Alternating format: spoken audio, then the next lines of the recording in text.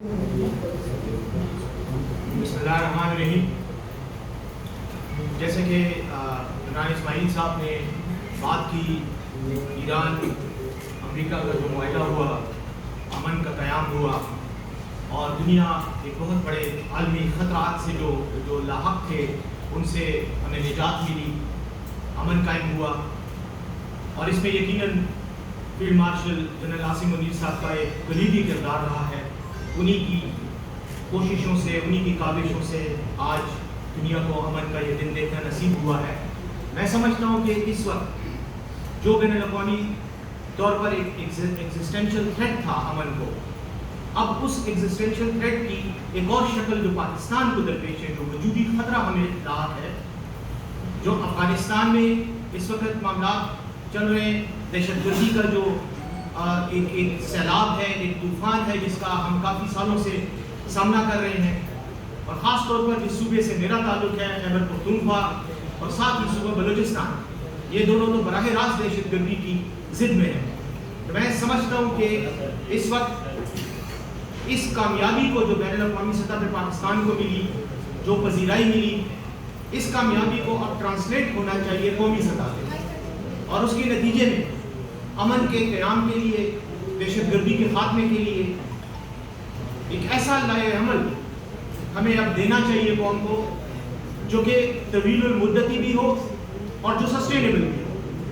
وقتی طور پر تو کئی بار مذاکرات بھی دہشت گردوں کے ساتھ افغان حکومت کے توسط سے ہوئے، میں خود بھی اس پروسیس کا حصہ رہا ہوں، مختلف قسم کے اقدامات کیے گئے، لیکن بدقسمتی سے مختلف سیاسی وجوہات کی وجہ سے، جن میں سے ایک بنیادی وجہ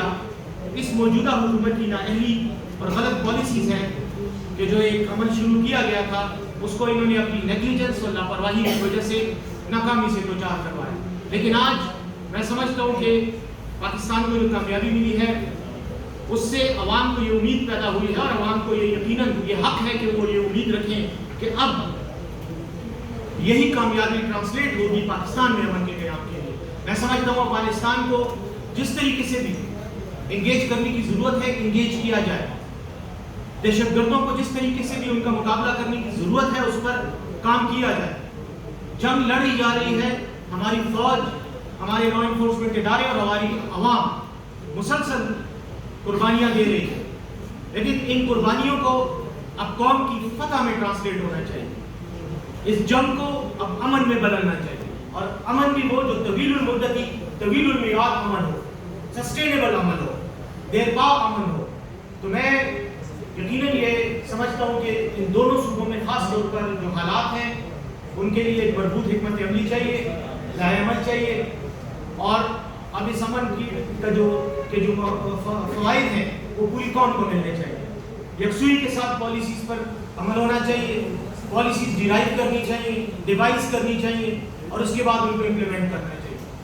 ساتھ ہی ساتھ میں یہ کہوں گا کہ پاکستان کے جو معاشی حالات ہیں ان کی ایک بنیادی وجہ دہشت گردی بھی ہے. دہشت گردی کی وجہ سے یہاں پر فارن انویسٹمنٹ بھی نہیں آ رہی، بلکہ اپنے لوگ بھی انویسٹمنٹ کرنے سے ڈر رہے ہیں. تو نیشنل ڈائلاگ کمیٹی کی جانب سے، اس پلیٹ فارم کی جانب سے میں یہ سمجھتا ہوں کہ ہماری پوری قوم کو اس سلسلے میں متحدہ لائحہ عمل کی اور یکسو طریقے سے ایسی پالیسی کی ضرورت ہے جو کہ لیڈرشپ کی کریڈیبلٹی کے ساتھ سامنے آئے. اس وقت قوم کو موجودہ جو سیاسی لیڈرشپ ہے اس پر اعتراضات ہیں، سوالات ہیں، تحفظات ہیں. جب تک ان تحفظات کا، ان اعتراضات اور ان سوالات کا جواب نہ دیا جائے اس وقت تک معاشی حالات ٹھیک نہیں ہو سکیں گے. دہشت گردی کی میں بار بار بات اس لیے کر رہا ہوں کہ میرا صوبہ پاکستان کا ایک بہت بڑا حصہ یہ دہشت گردی کی وجہ سے ڈسٹرب ہے، اپسیٹ ہے،